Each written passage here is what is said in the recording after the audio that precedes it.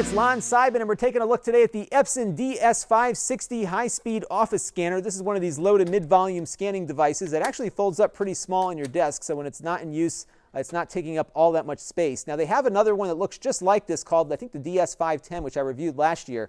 And the difference between that one and this one is that this one has Wi-Fi on board, so you can connect to this over your network, or you can connect to it via USB. It's not both. So if you're going to use the Wi-Fi option, you're going to have to not use the USB. And it actually, from a performance standpoint, doesn't really impact it all that much. It takes a little bit of time sometimes for it to connect and get things going, but it's really not all that different. So I think if you're looking to use something that you're going to have across multiple devices and you don't have to continually unplug something, this is probably the one to choose over the other model.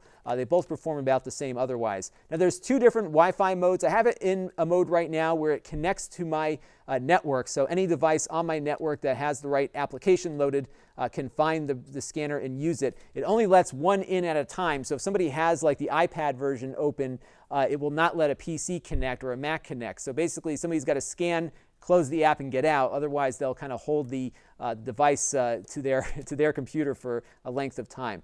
You can also have it work as its own access point, so you can connect to the scanner directly every time you want to use it. I don't recommend doing that, but that's something you can do if you just want to make it a little bit easier to deal with. Or you can slip it into USB mode, and when you do that, it disables the Wi-Fi. So let's open it up here and scan some documents. What we're going to do is scan a couple of single-page documents here and one that is 2 pages. So we'll see how it does. All right, so we're going to cut to my Mac here and get started. So we have right now a scan to PDF job selected. You can set up a whole bunch of different jobs in here. You can have pretty much as many as you can think of. And what jobs are kind of little memory settings for things that you're doing frequently. So I'm going to go in and just change a couple of things real quick. I have it set to 600 DPI at the moment, and that will actually scan very slowly. It doesn't, the higher the resolution, the slower it scans. So you have basically 3 options. You can go low, medium, or high, or you can set a custom DPI. So maybe we'll do, if we're doing like file documents, usually you go pretty low at 200. So maybe we'll start with that and then see what the speed differences are. I also have it skipping blank pages and have it set to double-sided. So it will scan both sides of the page at the same time. And then if it finds a blank page, it'll just kind of nix it out of the scan. So we're going to hit OK here. Hit OK again, and we're going to click the button here, and then we're going to cut to the scanner so you can see how fast it scans in its low resolution mode. So low resolution, it goes really quick, as you can see here, just kind of cranks right through. And when it's done, it will write this out to a file. And what's nice is that it'll actually tell me where that file is when it's done. So you can see here it's going through all the motions, it's looking for the blank pages, and when everything is set, it will fire the file off to my downloads folder, and it gives it the right name here. And if I go through here, you can see we've got no blank pages. That double-sided document is scanned properly here as well. The image quality at 200 DPI isn't the best, so if we want, we can go back and maybe set it to the higher resolution, which is 600 DPI. So let's go back in here, do a quick edit. And I want to do this mode because it scans a lot slower. I'm only going to do 1 page, actually.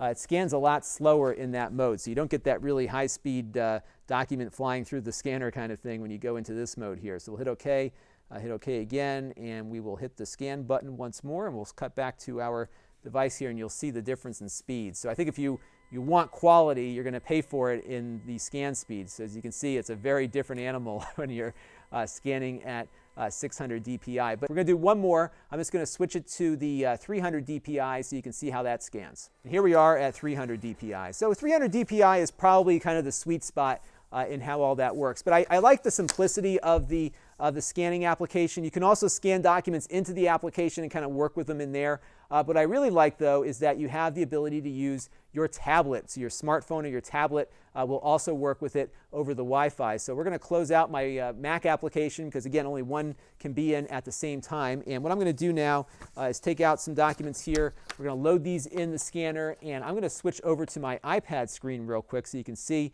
what that app looks like. So here we are. And it's pretty simple, at least when you first use it, because there's only a scan and files option. I haven't actually scanned anything in here yet, so this will be a first for me as well. So we'll hit go to the scan menu here. It's going to look for the scanner, and I believe it found it. And we have all of the same options that we had on the Mac application, so I can basically set up the DPI, the scanning size. So we're going to do double-sided. We'll also have it detect the blank pages. and it's going to drop these off into this application. So it'll basically make them available here, and then I can move them into other apps later. And I wonder if they're going to support some other functions with the new version of iOS down the road. You can also have it scan as a JPEG too. So we can hit scan now, and our scanner will begin scanning. There we go. And this time the document is heading over to our iPad, and it's processing the document right now. Found 2 pages, and let's see what we get. There's a little bit of image processing going on here.